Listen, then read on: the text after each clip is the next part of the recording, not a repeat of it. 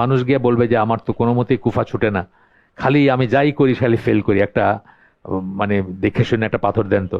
তো একটা পাথর দিল, সে আংটিটা পরে সে যাইতেছে, সাথে সাথে ইমান নষ্ট হয়ে যাবে। এই কথাটা এখানে যারা বলতেছে যে এই দুনিয়াতে অনেক বেনিফিট আছে, আপনি যদি অমুসলিমও হন আপনার জন্য, তো মানে ইসলামের বিধানগুলোতে এই দুনিয়াতে অনেক বেনিফিট আছে। ইন্নাল হামদুলিল্লাহ নাহমাদুহু ওয়া নাস্তাইনুহু ওয়া নাস্তাগফিরুহু ওয়া নাউযু বিল্লাহি মিন শুরুরি আনফুসিনা মিন সাইয়্যাতি আমালিনা মান ইয়াহদিল্লাহু ফালা মুদিল্লা লাহু ওয়া মান ইউদ্লিল ফালা হাদিয়া লাহু ওয়া আশহাদু আল্লা ইলাহা ইল্লাল্লাহু ওয়াহদাহু লা শারীকা লাহু ওয়া আশহাদু আন্না মুহাম্মাদান আবদুহু ওয়া রাসূলুহু আম্মা বাদ ফাইন্না খায়রাল হাদিসি কিতাবুল্লাহ ওয়া খায়রাল হাদি হাদি মুহাম্মাদিন সাল্লাল্লাহু আলাইহি ওয়াসাল্লাম ওয়া শাররুল উমুরি মুহদাসাতুহা ওয়া কুল্লু মুহদাসাতিন বিদআহ ওয়া কুল্লু বিদআতিন দালালাহ ওয়া কুল্লু দালালাতিন ফিন্নার। আসসালামু আলাইকুম ওয়া রাহমাতুল্লাহি ওয়া বারাকাতুহু। ঈমান বিনষ্টকারী বিষয়সমূহ 12টা, প্রথমটার ভিতর আবার 4টা ভাগ আছে। প্রথমটা ছিল মেজর শিরক, কোনো প্রকার মেজর শিরকে লিপ্ত হওয়া। দ্বিতীয়টা ছিল আপনার এবং আল্লাহর মাঝখানে কাউকে মধ্যস্থতাকারী মনে করা। তৃতীয়টা ছিল কাফেরদেরকে কাফের মনে না করা। চতুর্থটা ছিল আমরা যেটাতে শেষ করছি গতদিন, অলমোস্ট শেষ ওইটা। তারপরেও ছোট্ট একটু কথা বলে আমরা আজকে কন্টিনিউ করব। চতুর্থটা আমরা শেষ করছি, প্রায় শেষ করছি।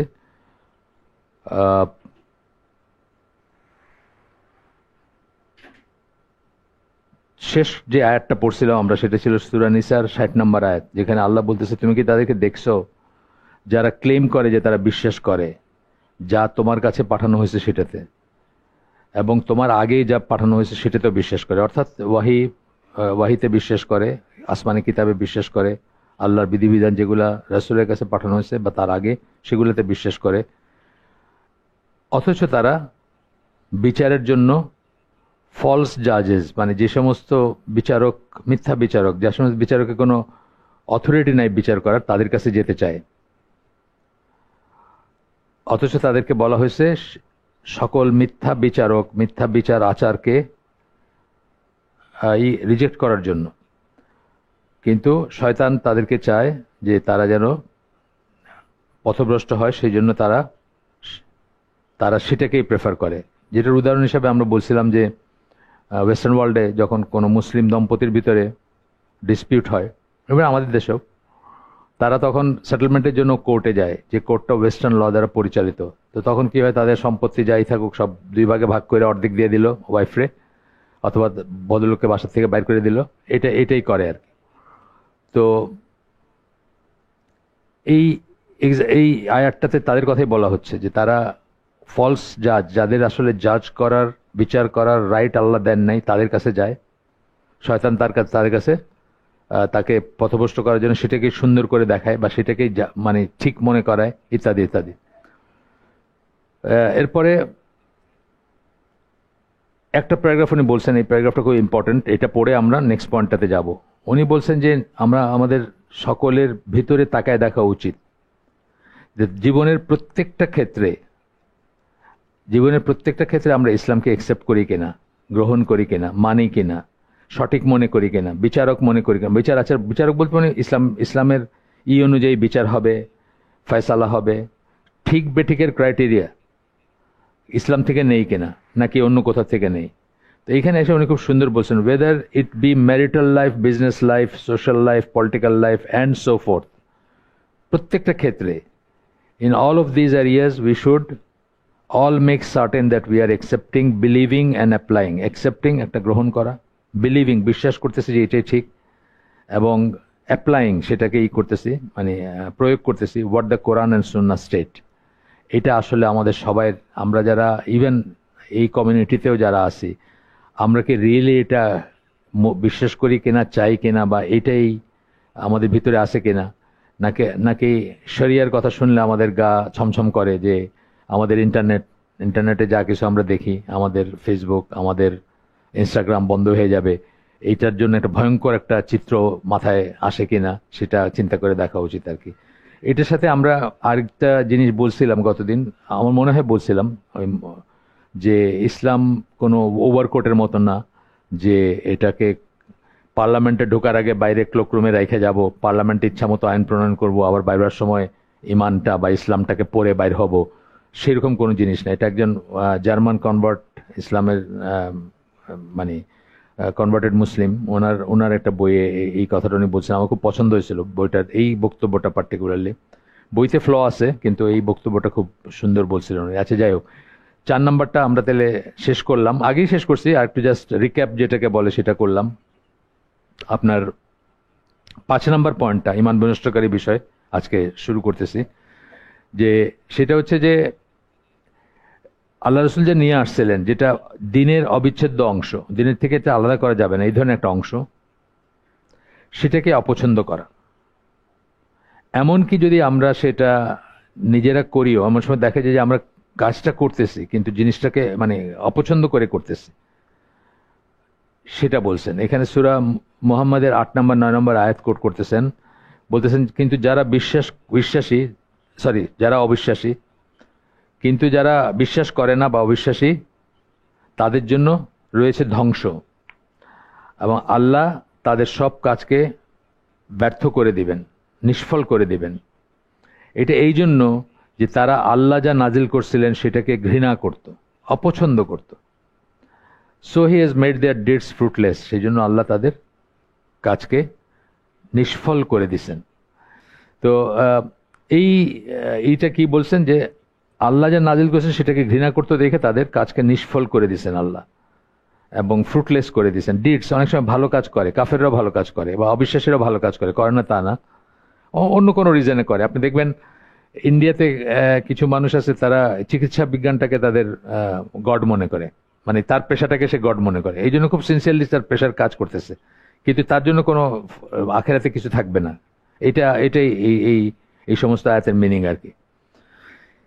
তো এখানে ক্লাসিক এক্সাম্পল আমি দিছিলাম, যে কেউ ধরেন একজন কোটিপতির ছেলে, একমাত্র ছেলে, সে নামাজ পড়ে না। বাপ তাকে বলছেন যে তুমি যদি নামাজ না পড়ো আমি তোমাকে ত্যায্য ঘোষণা করব এবং সমস্ত সম্পদ অন্য কাউকে দিয়ে চলে যাব, দান করব।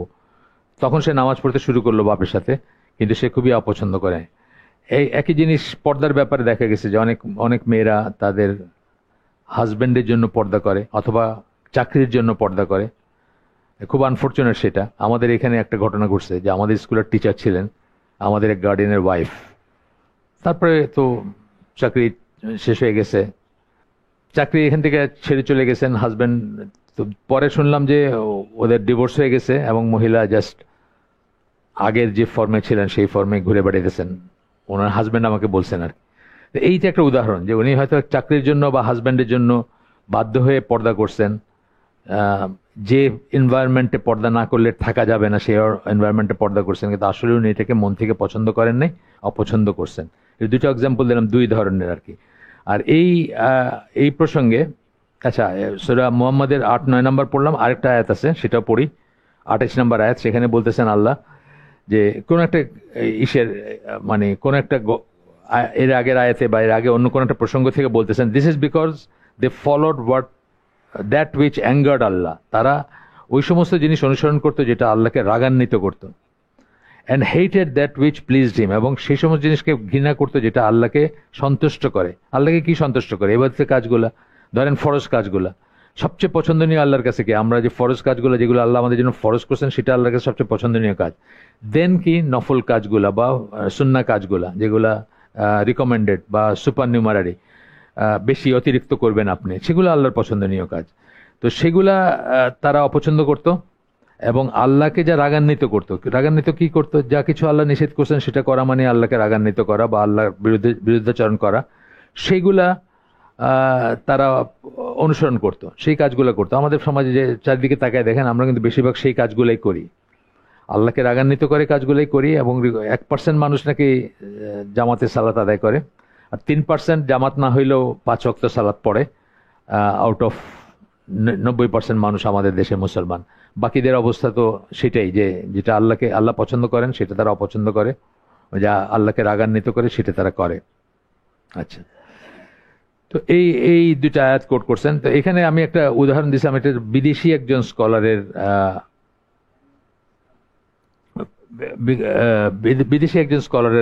একটা ইসের থেকে, আপনার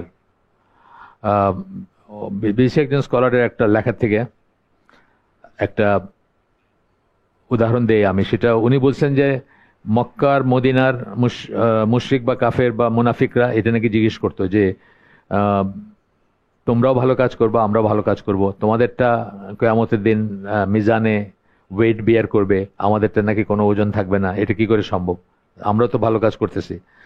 তখন মানে ওই স্কলার এটা করতেছেন, এক্সপ্লেন করতেছেন এইভাবে যে জি বলে একটা জিনিস আছে, যারা ফিজিক্সে পড়াশোনা করছেন 9-10-এর ফিজিক্স ছিল, জি বলে একটা জিনিস আছে, এক্সিলারেশন ডিউ টু গ্র্যাভিটি। ওইটা দিয়ে আমাদের ভর যেটা, সেটাকে গুণ করলে আমাদের ওজন হয়। যেমন এই দুনিয়া যার ওজন 60 কেজি ওয়েট, সে যদি চাঁদে যায় সে ফিল করবে তার ওজন 10 কেজি ওয়েট, কারণ চাঁদের গ্র্যাভিটি হচ্ছে 1/6। এবং সে যদি মহাশূন্যে যায় সে জিরো ফিল করবে, কারণ ওইখানে কোনো গ্র্যাভিটি নাই, জিটা জিরো, ওই জন্য ওইখানে সে কোনো ওজন ফিল করবে না, সে ওইখানে চাইলে ডিগবাজি খেতে পারবে শূন্যের উপরে। তো এইটা দিয়ে উনি উদাহরণ দিচ্ছেন যে কোনো জিনিসের ওজন বোধ করতে হইলে সেটাকে জি দিয়ে গুণ করতে হবে, এবং জি যত বেশি হবে ওজনটা যত বেশি ফিল করবে, সিম্পল কথা। তো এখানে বলতেছেন যে আমাদের কাজগুলা, সৎ কাজ যেগুলো আমরা দুনিয়াতে সৎ কাজ বলে মনে করি বা করি, সেগুলাকে গুণ করতে হবে ইমান ফ্যাক্টর দিয়ে। যার ইমান যত সলিড তারটা মিজানে তত বেশি ওয়েট হবে। কাফেরদের ইমান যেহেতু জিরো, সুতরাং জিরো দিয়ে গুণ হলে ওটা জিরো হয়ে যাবে আর কি। এটা উনি উদাহরণ দিচ্ছে, সুন্দর, আমার মনে আছে, ওনার নামটা আমার মনে নেই, মুসলিম কিন্তু বাইরে থাকেন। আচ্ছা, এরপরে বলতেছেন যে ফেথ ইমপ্লাইজ, ইমান যখন বলি আমরা আছে, আমাদের ইমান আছে, তখন এটা বোঝায় that one believes that all of this message from Islam has come from Allah. সে বিশ্বাস করে যে সকল বাণী আল্লাহর কাছ থেকে আসছে। When Allah orders a Muslim to do something, it means that that act is pleasing to Allah. আল্লাহ যখন কিছু আদেশ করে, যেটা আমি বললাম আর কি একটু আগে, যখন আদেশ করতেছেন কোনো মুসলিমকে কিছু করতে, বুঝতে হবে যে সেই কাজটা সেই মুসলিমের পছন্দনীয় কাজ, আল্লাহর পছন্দনীয় কাজ, মাফ করবেন। It pleases Allah, if it pleases Allah, যদি সেটা তাই হয় যে আল্লাহকে এটা সন্তুষ্ট করে, then it should also please the Muslim, সেটা মুসলিমকেও সন্তুষ্ট করা উচিত, মুসলিমেরও খুশি হওয়া উচিত, তারও ভালো লাগার ব্যাপার হওয়া উচিত।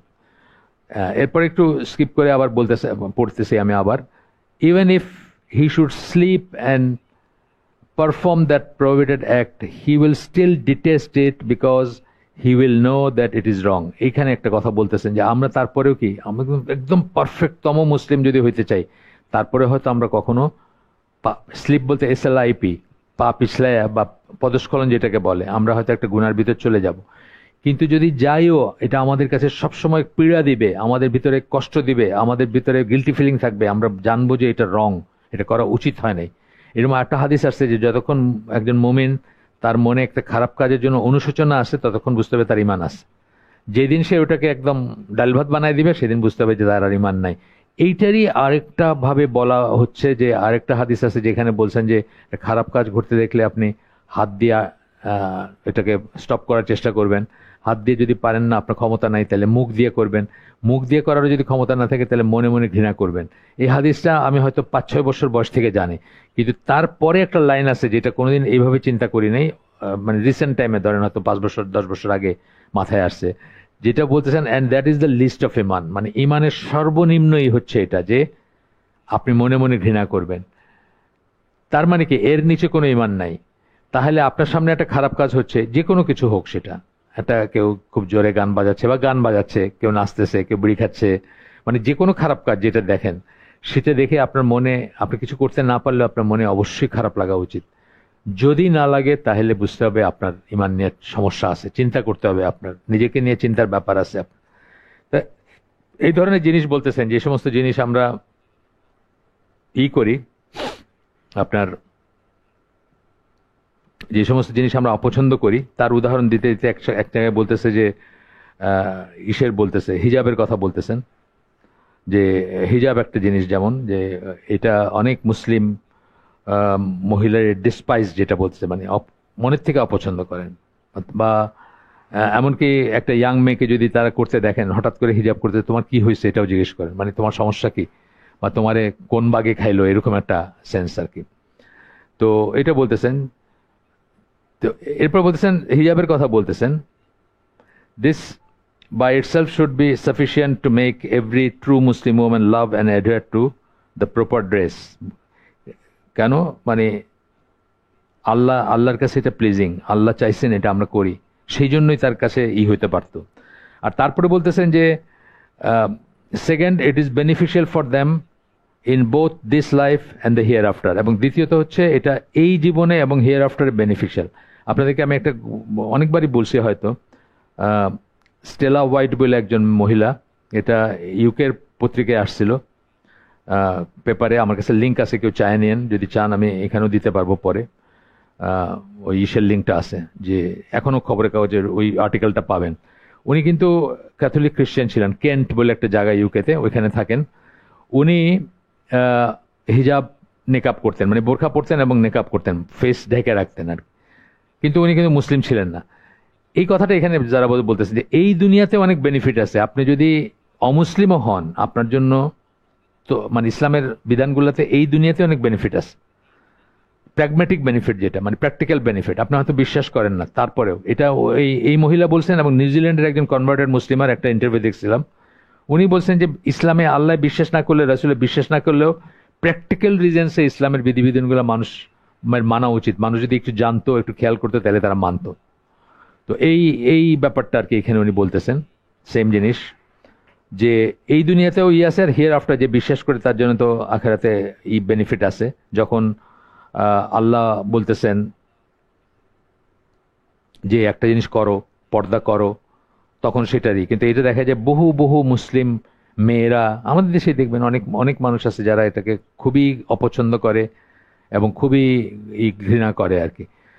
তো আমি, আমার একটা ট্রান্সলেশন কাজ আছে, ডটার্স অফ অ্যানাদার পাথ, অন্য পথের কন্যারা, ওইখানে 53টা মুসলিম কনভার্টেড মুসলিম মহিলা আমেরিকান, তাদের একটা সার্ভে আছে, বইটা অ্যাকচুয়ালি একটা সার্ভে ওয়ার্ক, যে তারা সার্ভে করছেন যে ওই 53 জন মহিলা যখন ইসলাম গ্রহণ করলেন তাদের কি চ্যালেঞ্জেস, কি কি কি ফিল করছেন, কেমন লাগছে, কি ইত্যাদি নিয়ে আসে। তো ওইখানে দেখা যায় যে সবচেয়ে ডিফিকাল্ট যেটা, মানে নেক্সট মর্নিং থেকে যে জিনিসটা মনে হয়েছে সেটা হলো হিজাব। কারণ ওই সোসাইটিতে হিজাব মানে একটা মার্কড হয়ে যাওয়া, সবার কাছে মার্কড হয়ে যাওয়া, যে আলাদা কিছু। আরেকটা হচ্ছে রোজা, মানে ওনারা কল্পনাই করতে পারেন না যে সারাদিন কিভাবে না খায় থাকে। কিন্তু পরবর্তীতে বলছেন যে 1-2 বছর যাওয়ার পরে খুবই এনজয় করছেন রোজাটাকে এবং কিছুই লাগে নাই। রোজাটা কিন্তু এরকমই ব্যাপার, আমাদের ভিতর যারা রাখে না তাদের কাছে দেখবেন তাদের মুখটা শুকায় যায় এটা শুনলে, যে সারাদিন কিছু খাবে না।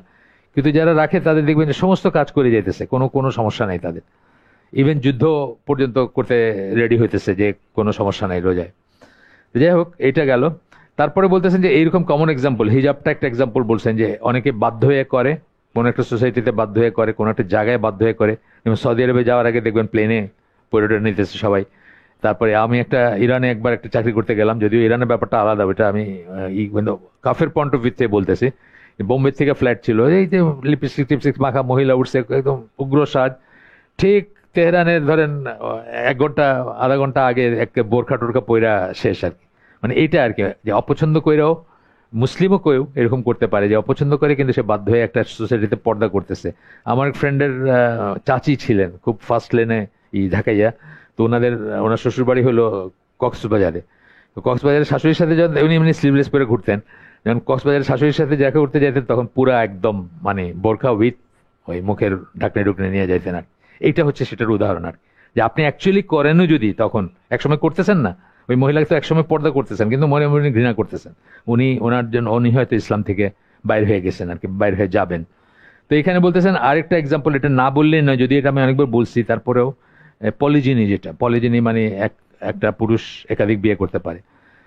এই জিনিসটা আপনার, আমি বলতেছি কোন একজন মহিলা যিনি ওয়াইফ, ফার্স্ট ওয়াইফ, ওনার ভাল লাগবে নট নেসেসারলি, উনি মারহাবা বলবেন এমন নাও হইতে পারে, ওনার জেলাস ফিল করতে পারেন, যেটা আল্লাহ রসুলের ওয়াইফরাও করছেন। কিন্তু বিধান হিসাবে এটাকে যদি আপনি অপছন্দ করেন, আপনি যদি বলেন এটা কি করলেন আল্লাহ, কি জাস্টিস হইলো, আপনি ইসলাম থেকে বের হয়ে যাবেন, আপনার ইমান নষ্ট হয়ে যাবে। উনি কিন্তু এখানে একদম এটাই, উনি তো আমেরিকান কনভার্টেড মুসলিম, কিন্তু উনি এটাই করছেন, উল্লেখ করছেন এখানে। Another common example is polygyny. Some people hate the concept as a whole and declare that it should be made illegal, although it has been clearly sanctioned by Allah in the Quran. এটাকে illegal declare করা উচিত, এরকম মন্তব্য করে ফেলে। এটা আমাদের সাবধান হওয়া উচিত বা বোঝা উচিত। এরপরে বলতেছেন যে রিবার কথা বলতেছেন, বহু মানুষ আছে তারা বলবে যে তাহলে ব্যবসা কেমনে হবে। আমি নিজে শুনছি বলতে, হাসানুজ্জামান চৌধুরী, আপনাদের কাছে মনে নাম বলছি আগে, পলিটিক্যাল সায়েন্সের ফুল প্রফেসর ছিলেন ঢাকা ইউনিভার্সিটির। আমার পরিচিত দিনী ভাই, ওনাকে নিয়ে গুলশানের একটা বাসায় একটা হালাকায় গেছি, উনি হালাকা করবেন আর কি। তো ওইখানে বসছেন যারা তাদের ব্যবসায়ী বসছেন, তো একজন ব্যবসায়ী বলতেছেন যে দাঁড়িয়ে আছে, পাকা পাকা দাঁড়িয়ে, ওনার টুপি আছে। ও বলতেছেন সুদ নাইলে খাইলাম না, কিন্তু না দিয়া তো ব্যবসা হবে না, ব্যবসা কিভাবে হবে তাহলে? তো এই যে জিনিসটা, মানে এটা এটা মানে কি, আপনি ব্যাক অফ ইউর মাইন্ড আপনি বলতেছেন যে এটা ইম্পসিবল বা এটা আনজাস্ট, এটা ঠিক না জিনিসটা, বা এটা এটা ছাড়া চলবো কেমনে, এই ব্যাপারগুলো সাবধান করছেন আর কি। তারপরে অ্যালকোহল ইজ ফরবিডেন। অনেক মানুষ আছে যে বিদেশে থাকে, তারা ইংল্যান্ডে আমেরিকায়, যারা আমেরিকায় অত বেশি না, ইংল্যান্ডে এই কালচারটা খুব বেশি, পাব কালচার যেটা আমরা বলি, মানে বিকালে ধরেন এই 5টা 6টার দিকে গিয়ে ঢুকবে পাবে, 10টা পর্যন্ত বসবে। আমরা যেমন চায়ের দোকানে বসে আমাদের গ্রামের মানুষ আড্ডা মারে, ইংল্যান্ডে এইটাই হলো তাদের নেইবারহুডের, আপনি চিনবেন অমুক নেইবার পাবে বসছে, বিয়ার বা কিছু একটা চালাইতেছে আর কি। তো এইটা ধরেন কল্পনা করতে পারেন না অনেকে যে এটা কেন নিষেধ। এটা মুসলমান একজন মহিলা, এক্স মুসলিম, আয়ান হার্সি আলী, হল্যান্ডে এমপি ছিলেন, হ্যাঁ, উনি কিন্তু মুরতাদ হয়ে গেছেন। উনি কেজড ভার্জিন বলে একটা বই করছেন, লিখছেন, ওটা সিনেমা হইতেছিল, সেই সিনেমার যে বানাইতেছিল তারে মাইরে ফেলা হয়েছে, এবং তারপরে উনি ওখান থেকে আমেরিকায় হিজরত, উনার হিজরত আর কি, আমেরিকায় হিজরত করছেন। আনফর্চুনেটলি অনেক মুসলমানরা এখন করে, কিন্তু উনি মুরতাদ যেহেতু, উনি আমেরিকায় হিজরত করছেন। উনি কিন্তু সোমালি অরিজিনের কৃষ্ণাঙ্গ মহিলা, কিন্তু আমেরিকাতে উনি আমেরিকান কনজারভেটিভ থিঙ্ক ট্যাঙ্কের স্কলার। এখন উনি কনজারভেটিভ থিঙ্ক মানে বুঝছেন তো, মানে রিপাবলিকান বা আরো কট্টর যেগুলা দক্ষিণপন্থী যাদের বলে, তারা তো কাল্লুদের দেখতেই পারে না, কিন্তু উনি কিন্তু ওইখানে research fellow.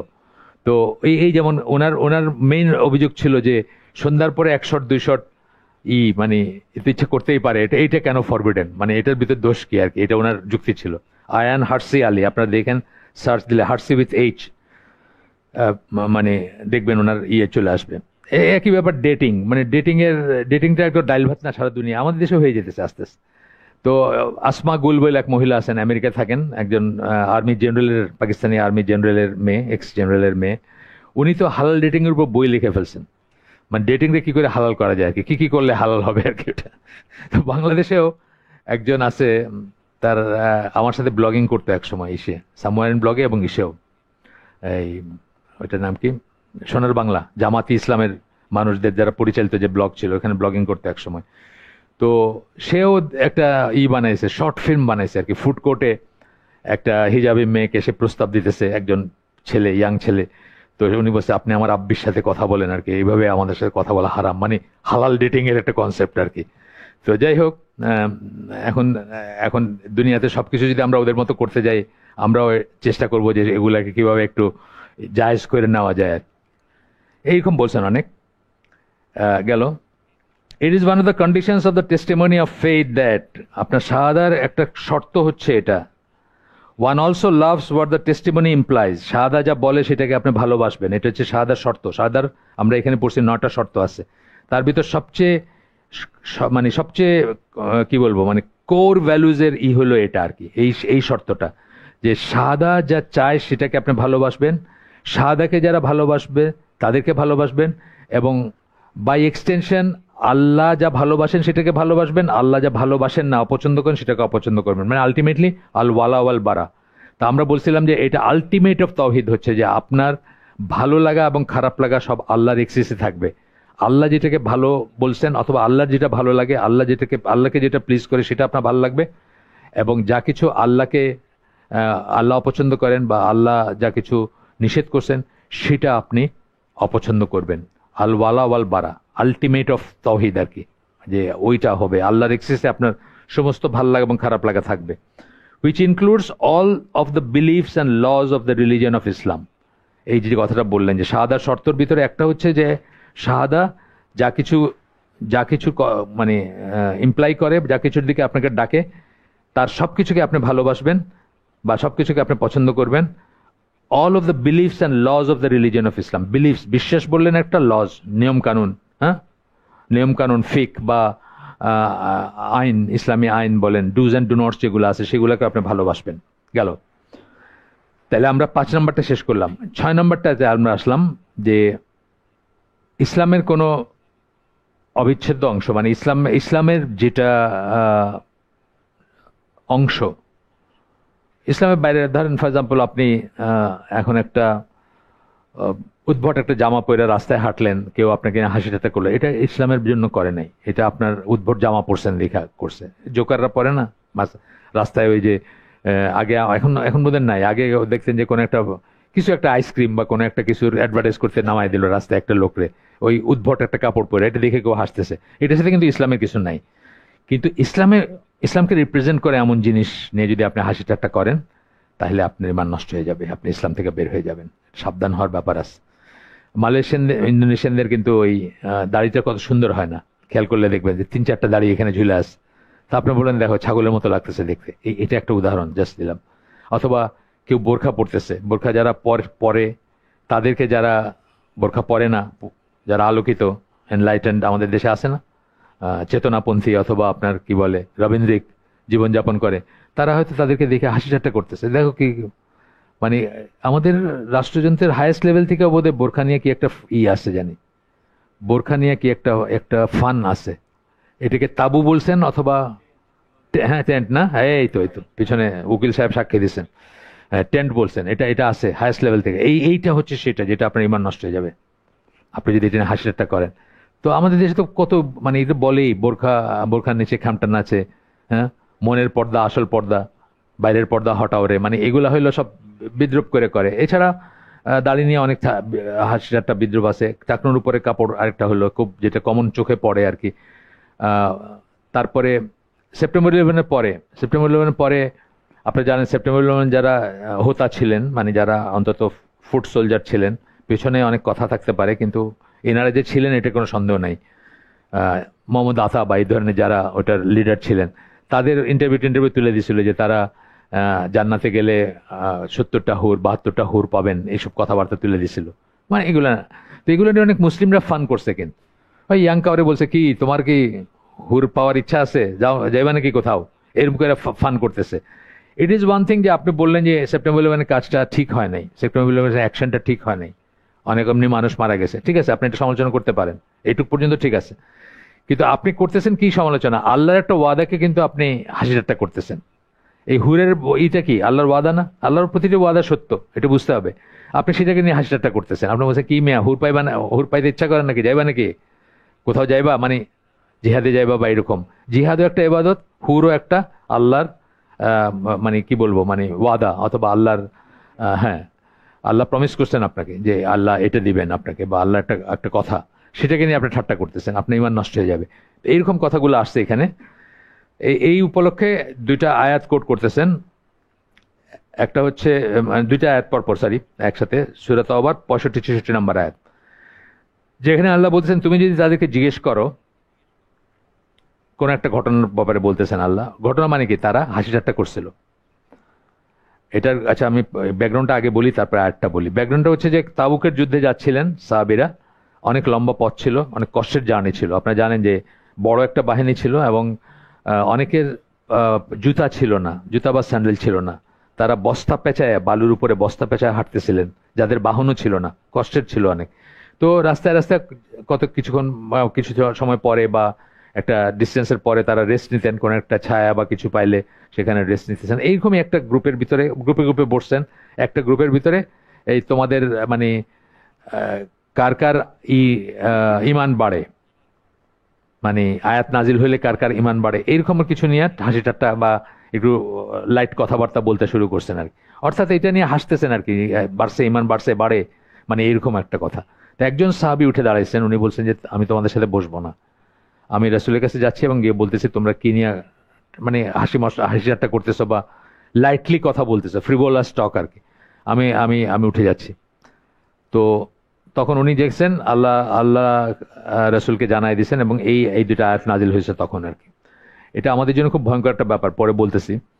If you ask them they declare, তুমি যদি তাকে জিজ্ঞেস করো এই ব্যাপারে, তারা বলবে we are only talking idly and joking, আমরা হালকা কথাবার্তা বলতেছিলাম। মানে অনেক সময় হয় না যে আমরা একটু আড্ডা মারা, যেটা বলে চায়ের দোকানে বসলে আমরা একটু হালকা কথাবার্তা বলি, অথবা অনেক বড় একটা জার্নি করে কোথাও গাছের নিচে বসছি, একটু একটু একটু লাইট হওয়ার চেষ্টা করি।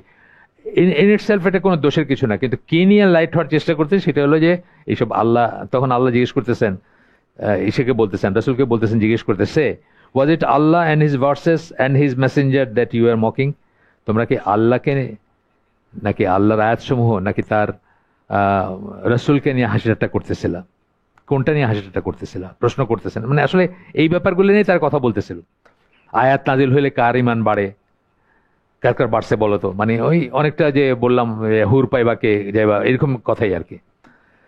Make no excuse, you have disbelieved after you had believed. কোনো অজুহাত দেখা না, তোমরা বিশ্বাস করার পরে কাফের হয়ে গেছো। এইখানে কিন্তু আল্লাহ যারা বসে বসে দেখছিলেন ওইটা, তারা পার্টিসিপেট করেন নাই। পার্টিসিপেট তো একজন দুজন বা তিনজন করছেন, তাদেরকেও কিন্তু ইনক্লুড করছেন। এইটা আমাদের জন্য খুব ভয়ের ব্যাপার। আমরা এই বাংলাদেশে ইন পার্টিকুলার, বাইরেও অনেকখানে আমরা তো একটা সেমিনার বা একটা টক শো বা একটা কিছুতে, কোনো একটা কিছুতে পার্টিসিপেট করতেছি যেখানে আল্লাহর আয়াত বা আল্লাহ রসুলকে কটাক্ষ করে কথা বলা হচ্ছে। আমরা কিন্তু সেখানে বসবো না, আমরা উঠে চলে আসবো, আইদার স্টপ করাতে চেষ্টা করব অথবা উঠে চলে আসবো। এবং এটা কিন্তু ফ্যামিলি সার্কেলের ভিতরে হতে পারে। এক মহিলা ইউকেতে থাকেন, আমার জিজ্ঞেস করছেন তার মামা, আপন মামা বাসায় আসে, বাড়িতে আসলে তোমাদের মোহাম্মদ তো এরকম বলছে, এখন কি করবেন? আমি বললাম বাসা ঢুকতে দিবেন না। আমারে জিজ্ঞেস করছে হালাকাতে, বৃহস্পতিবারে যে হালাকাটা হয়, উনি ইউকেতে থাকেন, তার আপন মামা তারে বলে যে তোমাদের মোহাম্মদ তো এরকম বলছে, তোমাদের মোহাম্মদ তো এরকম বলছে, মানে তার মোহাম্মদ না আর কি, তোমাদের মোহাম্মদ। ওই বাসায় ঢুকতে আমি বলছি বাসায় ঢুকতে দিবেন না রে, কারণ আপনি তো আর ওইখানে কোথাও অন্য কোথাও যাচ্ছেন না যেখান থেকে উঠে চলে আসবেন, তো ওই লোকটা বাসায় ঢুকতে দিবেন না। যে তুমি তোমার কথা চেঞ্জ করো, তুমি প্রপার আদব নিয়ে কথা বলো, নাহলে আমার বাসায় এসো না। আপন মোহাম্মদ সাথে কি হয়েছে? তো এইরকম ব্যাপারগুলো আর কি, যে এইগুলো আমরা অনেক সময় দেখি যে আমাদের এই সাংস্কৃতিক অনুষ্ঠান বা আমাদের পুরস্কার বিতরণী বা কোনো একটা কিছুতে, মানে এই খুব ফাইন ভাবে একটা আপনার কটাক্ষ করলো কোনো একটা জিনিসকে, হয়তো পর্দাকে অথবা দাড়িকে বা ড্রেস কোডকে। ইভেন ধরেন আপনি কথার কথা এয়ারফোর্সের একটা ব্যাচের ক্যাডেট ছিলেন, আপনি খুব ভালো ছিলেন, ব্যাকগ্রাউন্ড ছিল আপনার, এখন আপনাদের বয়স হয়েছে, আপনার ইরা সব আপনার যারা ব্যাচমেট তারা এখন অ্যারাউন্ড দ্য টপ না হইলেও অ্যারাউন্ড দ্য টপ আর কি আছে। এরকম কোন একটা গেট টুগেদারে আপনার দাওয়াত দিছে, আপনি টাকনোর উপরে কাপড় পরে একটা তোপ পরে গেছেন, সবাই আপনার দিকে তাকাইতেই পারে বাজেভাবে, আপনাকে নিয়ে হাসি ঠাট্টা করতেই পারে বা করতে পারে। এরকম এরকম সিচুয়েশন আছে না, মানে কোনো মানে ড্রেসের কোনো সেন্স নাই, কোনো ড্রেস কোড মানে না, এইভাবে চলে আসছে, কোথায় কি করতে হয় জানে না, মানে হাসি ঠাট্টা করতেছে, আপনার নিয়ে ফান করতেছে। এরকম জিনিসগুলো খুব কমন কিন্তু, এই জন্য এইভাবে ব্যাপারে সাবধান থাকবেন। নিজে ওটার পার্ট হবেন না, ওইখানে বসে থাকবেন না, চাইবেন ওটাকে মানে ওটাকে স্টপ করাইতে, আর যদি স্টপ করাইতে না পারেন উঠে চলে আসবেন। আল্লাহ বলতেছেন সূরা নিসার 41 নম্বর আয়াতে যে কিতাবের যে অংশ তোমার কাছে বা তোমাদের কাছে অলরেডি নাজিল করা হয়েছে, আলাইকুম প্লুরাল, তোমাদের কাছে অলরেডি নাজিল করা হয়েছে কিতাবের যে অংশ,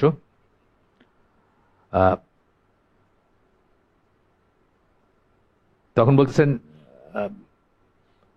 and it has already been revealed to you in the book that when you hear the verses of Allah being denied or mocked, যখন তোমরা দেখবা আল্লাহর আয়াতসমূহকে অস্বীকার করা হচ্ছে অথবা হাসি ঠাট্টা করা হচ্ছে, যেমন ধরেন হুরের কথা যিনি বলছেন উনি কিন্তু হাসি ঠাট্টা করতেছেন আল্লাহরকে, তাই না, মক করতেছেন উনি, then sit not with them, তাদের সাথে বসে থাকবা না, until they engage in a talk other than that, যতক্ষণ তারা প্রসঙ্গ পরিবর্তন না করে, বসবা না, চলে আসবেন, উঠে চলে আসবেন।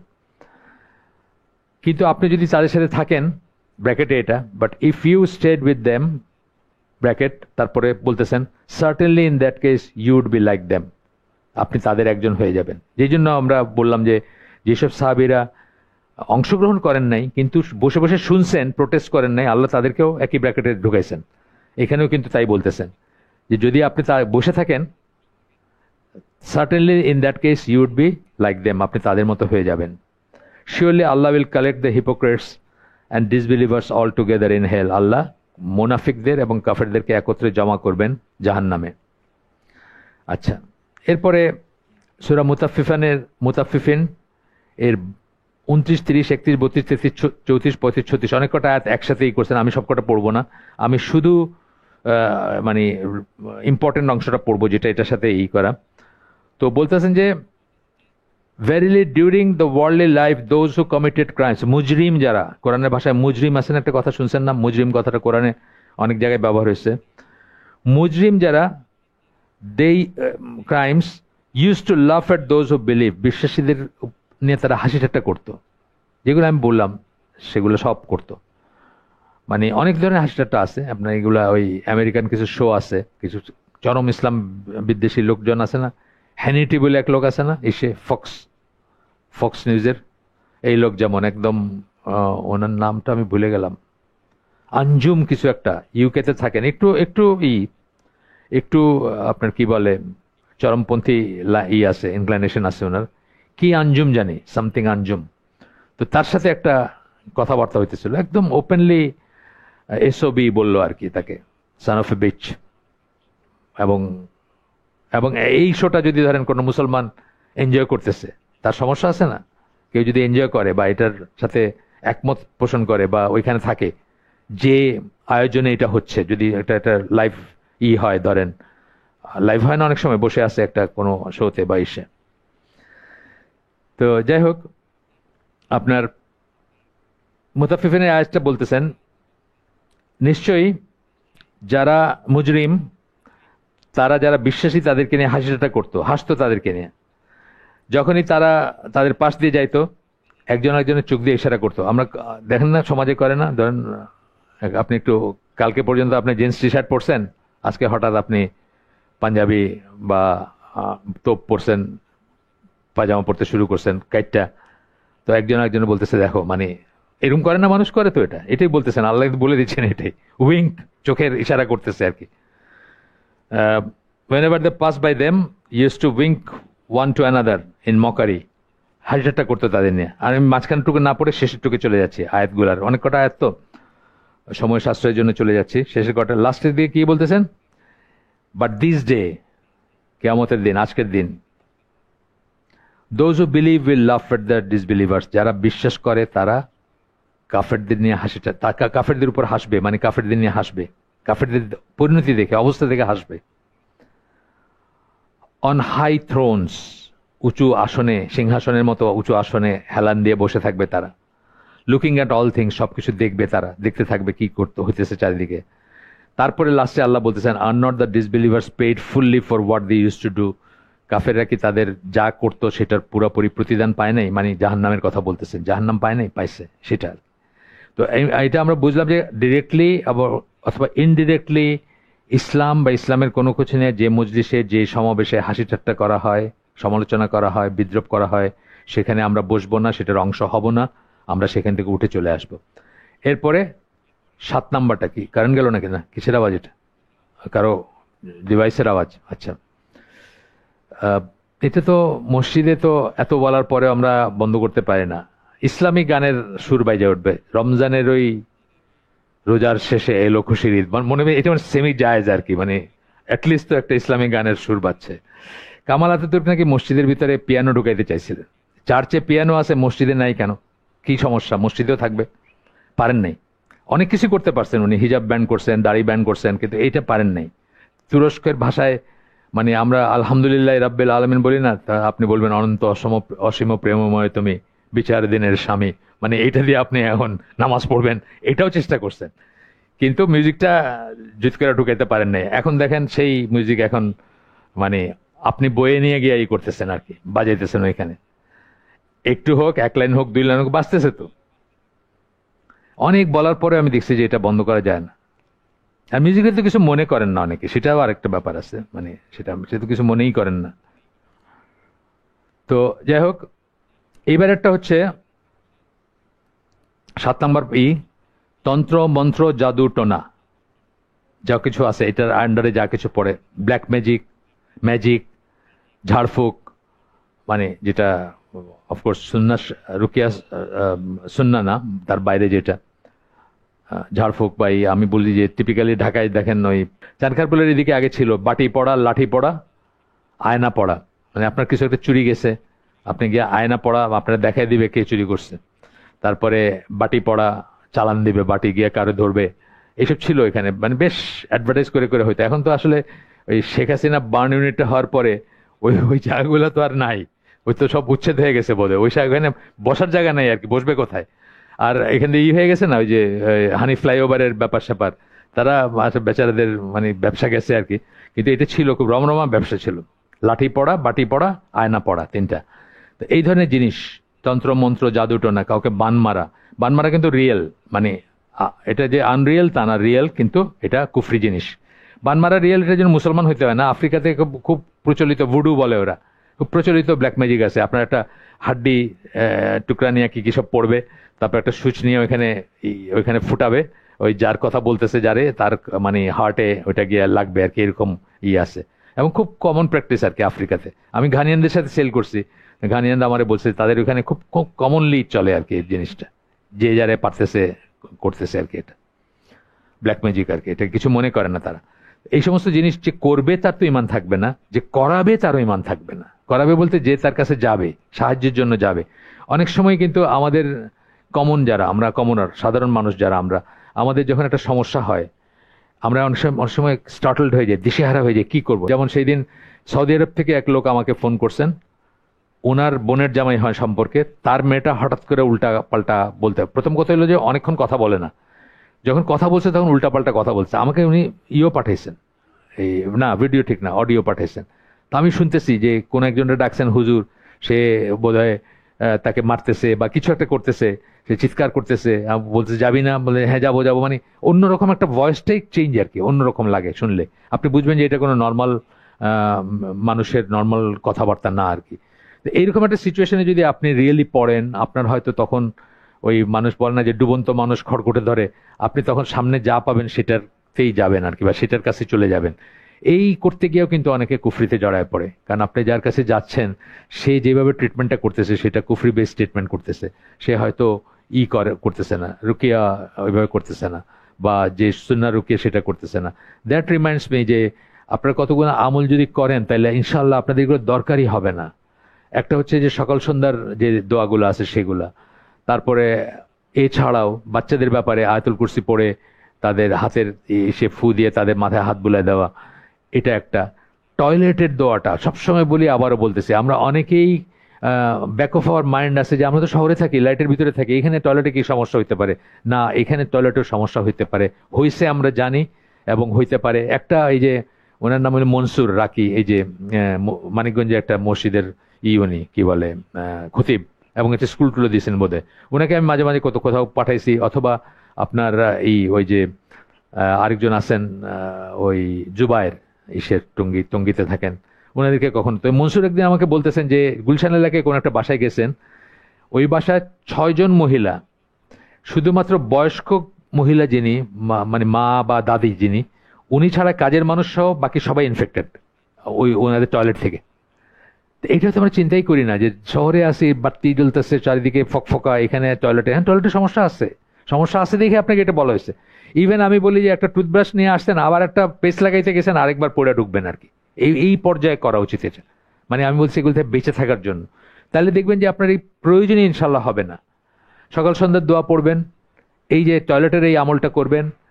তারপরে আরেকটা হচ্ছে যে বাচ্চাদেরকে এই সানসেটের মোমেন্ট, যেটা সানসেটের যে মোমেন্টটা, তখন ঘরে ঢুকায় ফেলবেন, জানলা বন্ধ করে দিবেন, বাতি জ্বালায় দিবেন ঘরের সব। তারপরে আধা ঘন্টা 1 ঘন্টা পরে আবার বের হন, কাজে বের হবে বা কোনো কাজে বের হবে, নেই। এই জাস্ট এই মোমেন্টটা যেটাতে মাগরিবের ওয়াক্তা হয়, নট আজান তো আমাদের দেশে পরে হয়, ওই সময়টাতে বাইরে থাকবেন না, অহেতুক বাইরে থাকবেন না। আজকে কোনো কাজে মুভমেন্টে আসেন সেটা ডিফারেন্ট জিনিস, কিন্তু বাইরে থাকবেন না, এটা রাসূলের ইনস্ট্রাকশন ছিল। আরেকটা হচ্ছে কি, ঘরে ইমেজ, বাদ্যযন্ত্র, কুকুর এবং ঘন্টা থাকবে না।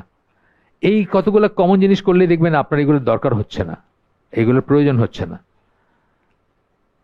এবং আজে বাজে জায়গায় যাবেন না। জিন শয়তানরা কোথায় থাকে? খারাপ জায়গাগুলোয় থাকে, সোজা কথা, সিম্পল কথা। পেশাবখানা, পায়খানা, স্লটার হাউস, কবরস্থান, হ্যাঁ, তারপরে ওই খামারে থাকে, এই উটের খামার বা ইসের খামার, নোংরা জায়গাগুলোতে থাকে। নোংরা জায়গাতে হয়তো যাবেন না, গেলে দোয়া পড়ে যাবেন, বাস। এইগুলো আমাদের তো আর এগুলো নাই, আমরা তো আর ওইসবে যাচ্ছি না, আমরা স্লটার হাউস বা এসে যাচ্ছি না, ওইরকম ভাবে আজে বাজে জায়গায় যাচ্ছি না। বা ধরেন এই ছুরিখানা, মদ যেখানে খায়, মদ জুয়া যেখানে চলছে, খারাপ জায়গায় যেগুলো আর কি, সেগুলোতে থাকে, সেগুলো আমরা যাচ্ছি না। তো আমাদের এই কটা প্রোকেশন হইলে এখান থেকে বেঁচে থাকবো ইনশাআল্লাহ। এটার সাথে যেগুলো আসতেছে, ম্যাজিক সরসারি বললাম, তন্ত্রমন্ত্র, জাদুটোনা, এইখানে একটা কথা বলার আছে, অবকাশ আছে। সেটা হচ্ছে যে কিছু ম্যাজিক আছে যেগুলো হয়তো শরীয়তের মতে একেবারে যেটা এই কুফরি পর্যায়ে সেটা না। যেমন ধরেন একটা ট্রিক, হাতের ট্রিক আছে না কিছু। ছোট বাচ্চাদের দেখবেন মানে অনেক সময় অনেকে শয়তানি করে, যে একটা পয়সা নিয়ে বললো যে আচ্ছা দেখো তো পয়সাটা কোথায় গেল, হয়তো কোথাও একটা হাতে বা কোথাও, বাচ্চা তো খুব অবাক হয়ে গেলো, বাহ এটা এটা কি করলো, কি করে পারলেন আপনি, মানে সাথে সাথে সে খুব আগ্রহী হয়ে যায়। তো এই সেন্সে অনেক সময় হাতের ট্রিক গুলাও দেখানো উচিত না, কারণ আপনার হয়তো আপনি জানেন এটা হাতের ট্রিক, আপনি জানেন যে এটার ভিতরে কোনো বুজুর্গি নাই বা এটা কোনো না, সবাই পারবে, চাইলে সবাই করতে পারবে, কিন্তু যে দেখতেছে তার হয়তো একটা বিশ্বাস জন্মা যাবে যে আপনি এমন কিছু পারেন যেটা সুপার ন্যাচারাল বা সুপার মানে অতীন্দ্রিয় জিনিস বা স্বাভাবিকের বাইরে। সুতরাং এটা আপনি ওইগুলাও করবেন না, যেগুলো হাতের ট্রিক মার্কা সেগুলোও ইনশাল্লাহ করবেন না। এরপরে হচ্ছে এইটার এই হেডিং এর আন্ডারে আটটা যেটা আসে সেটা হচ্ছে ভবিষ্যৎ গণনা করা। বহু মানুষ আছে যারা ভবিষ্যৎ গণনায় বিশ্বাস তো করেই, আবার গণনা করে সেটাও আছে, তার সাথে সাথে আপনার এই যে পাথর টাথর নেওয়া দেওয়া এগুলাও আছে। মানুষ গিয়ে বলবে যে আমার তো কোনো মতেই কুফা ছুটে না, খালি আমি যাই করি খালি ফেল করি, একটা মানে দেখে শুনে একটা পাথর দেন তো, তা একটা পাথর দিল, সেই আংটিটা পরে এসে যায়, সাথে সাথে ইমান নষ্ট হয়ে যাবে। আপনি যখন মনে করবেন যে এই পাথর আপনাকে উদ্ধার করবে বা আপনার করে দিবে। আর এই ধরনের জিনিস আছে আরো, যেমন আজকের দিনটি কেমনে যাবে, আমি আগেও বলছি আবার বলতেছি, অন্য অন্য হালাকায় অন্য প্রসঙ্গে বলছি, যে আমাদের পেপারে রাশিফলগুলো ওঠে, বিশেষ করে বৎসরের শেষে, একটা বছর যখন শেষ হচ্ছে একটা বছর শুরু হওয়ার আগে, ওইখানে আপনি দেখবেন যে ওই বই বাইর হয়, এক একটা রাশির উপর বই বাইর হয়, আবার সবকটা মিলে একসাথে বাইর হয়, সাপ্লিমেন্ট বাইর হয় কোনো ম্যাগাজিনের, আপনাকে বলে দিচ্ছে এই বছরটা আপনার কেমন যাবে কি যাবে। তো এইগুলাতে বিশ্বাস করলে তো আপনার ইমান থাকবে না। বিশ্বাস না করে আপনি যদি জাস্ট কৌতূহল বশত হয়ে যান, তাহলে 40 দিনের কোনো ইবাদত কবুল হবে না আপনার। আপনি সালাত পড়বেন, পড়তে হবে, কারণ ফরজিয়াত, এটা ফরজিয়াত আদায় হবে, কিন্তু আপনার এটার কোনো ফলাফল পাবেন না, কোনো রিওয়ার্ড পাবেন না আপনার 40 দিনের। সুতরাং আমরা এইসব জিনিসের কৌতূহল বশত এইসব জিনিসের কাছে যাব না ইনশাল্লাহ। এবং এইসব জিনিসের কাছে গেলে বহু মানুষ দেখবেন যে কিছুতেই বিশ্বাস করে না, নাস্তিক, পান নাস্তিক, হ্যাঁ, অ্যাগনস্টিক, এথিস্ট, কিন্তু এগুলা বিশ্বাস করে। এরকম একটা উদাহরণ আপনাদের কাউকে আগে বলছি বোধহয়, কেউ হয়তো শুনছেন, এই যে অনেক অনেক মানুষ আছেন যারা 10 বছর ধরে আমাদের সাথে উঠেন বসেন, তারা হয়তো শুনছেন আগে, জানি না। এটা হচ্ছে কিউবার একটা ঘটনা। রিডার্স ডাইজেস্টের বুক সেকশন থাকে, সেই বুক সেকশনে একটা গল্প ছিল এটা, যে সিআইএ কিভাবে তার রিক্রুট করে, এজেন্ট রিক্রুট করে। কিউবা তো কট্টর কমিউনিস্ট জায়গা, বুঝছেন না, ওইখানে এনিথিং আমেরিকান মানে ব্যাড অ্যান্ড ব্যান্ড। তো ওইখানে একটা লোককে রিক্রুট করতে হয়। তো এই লোকটা সম্বন্ধে খবর নিয়ে জানছে যে তার বউয়ের টাকা পয়সার প্রতি খুব লোভ, 1 নম্বর ইনফরমেশন। 2 নম্বর ইনফরমেশন হচ্ছে সে এই রাশি চক্রে বিশ্বাস করে এবং প্রত্যেকদিন পেপারে এটা পড়ে, পড়ে মানে মানে চিন্তা করে যে তার কি হবে না হবে, এইগুলো বিশ্বাস করে সে। তো এটা যখন জানলো সিআইএ এর যারা বস, তখন তারা কি করলো, ওই পেপারের মালিককে তারা প্রথমে করলো যে অনেক পয়সা দিবে, কিন্তু ওই আজকের দিনটি কেমনে যাবে তো ওই লোকের যে রাশি, ওই জায়গায় লিখবে যে আজকে তোমার জীবনে বিরাট কিছু ঘটতে যাচ্ছে, এমন কারোর সাথে তোমার দেখা হবে যে তোমার জীবনের এই ট্র্যাজেক্টরি চেঞ্জ করে দিবে। তো ওই দিনই একটা অনুষ্ঠানের দাওয়াত আছে আর কি, একটা মানে জনকল্যাণমূলক, সমাজ কল্যাণমূলক একটা অনুষ্ঠানে ওই ওই যে সিআইএ এর যে বস তারও দাওয়াত, আবার ওই লোক যাকে রিক্রুট করবে তারও দাওয়াত, মানে তাদের দেখা হবে আর কি। এই জন্য ওটা পেপারে লেখাইছে, পেপারে লেখাই দিয়ে আবার এই যে বলছে যে তোমার জীবন চেঞ্জ হয়ে যেতে পারে, ঐশ্বর্য আসতে পারে, এইসব কথা লিখছে আর কি। তার বউয়ের আবার ঐশ্বর্যের প্রতি খুব লোভ, টাকা পয়সার প্রতি খুব লোভ, দুজনে মিলে একত্রে পড়ছে ওইটা। পড়া বউ কইছে যে আজকের এই অনুষ্ঠানে যাইতেই হবে, কারণ এখানে এমন কারোর সাথে দেখা হইতে পারে যে লাইফ চেঞ্জ হয়ে যাবে। আর ওই লোকও এটা দেখে কনভিন্স, তারপরে গিয়ে ওই লোকের সাথে দেখা হয়েছে, খুব খুব হাইসা টেসে কথা বলছে, বলছে তুমি আমাদের জন্য একটু ছোটখাটো লেখালেখি করো না কেন, মানে সমাজ কল্যাণমূলক লেখালেখি, আমরা তোমাকে মানে রেমুনারেশন দিব, ভালো দিব। বাসায় এসে বউয়ের সাথে কথা বলছে, বলে দেখছো এই তো সেই ব্যক্তি আর কি, বাস এই করে সে ঢুকে গেল পাইপলাইনে, তারপরে তো একদম সিএর লোকাল এজেন্ট হয়ে গেল আর।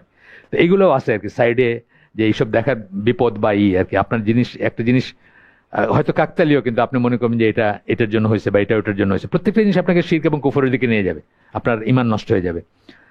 ফরচুন টেলার, সুথসেয়ার্স, লাস্টে কনক্লুশনে বলতেছেন Muslim should not believe in astrologers, fortune tellers, soothsayers and their likes, মানে এই লাইনের যত আছে ওঝা টোঝা। সুথসেয়ার্স এর বাংলা ওঝা করে, কিন্তু সুথসেয়ার্স ঠিক ওই ওঝা না, মানে ঝাড়ফুঁক যারা করে, জিন ডাকে, করে কালচার করে। এবং এগুলা আমি আগে অত বিশ্বাস করতাম না, কিন্তু আমি দেখি যে বহু মানুষ এগুলা যুক্ত আছে। এই আইআইউসির ক্যাম্পাস ছিল আপনার ধানমন্ডি 4 নম্বর রোডে, বোধহয় 4 নম্বর রোডে ছিল, একসময় অফিস ছিল। এখানে ডক্টর সাইফুল্লাহ বসতেন। তো আমি ওনার সাথে দেখা করতে গেছি একদিন, অন্য কোনো কারণে গেছি। একটা ছেলে আসলো, মাদ্রাসায় পড়া ছেলে, তার খুব বিশেষ কোনো কথা বলার আছে, সে ঈশের সাথে বলতে চায়, সাইফুল্লাহ ভাইয়ের সাথে। আমি বুঝলাম তার ভাবে সাবে যে সে চাচ্ছে যে আমি আমি না থাকলেই ভালো হয়। আমি উঠতে গেছি, সাইফুল্লাহ বললেন না বসেন, তুমি বলো কি বলতে চাও, বলো, সামনেই বলো। বলতেছে এক আলেমের কথা বলতেছে, সকল আলেম আর কি। উনি তার মেয়েকে এই ছেলের সাথে বিয়ে দিতে চায়, কিন্তু মেয়ে এখনো বিয়ের বয়স হয় নাই। এখন এই ছেলে যত অন্য কোথাও না যায় বা অন্য কিছু না করে, সেই জন্য উনি নাকি তার পেছনে তার সাথে একটা মহিলা জিন লাগাই দিচ্ছে, এবং সেই মহিলা জিন তার সাথে সংসর্গে লিপ্ত হয় রেগুলার। এবং সে চিন্তা করতেছে সে মারা যাবে, হয়তো মরে যাবে সে আর কি, মানে এইটাতে সে বের হইতে পারতেছে না।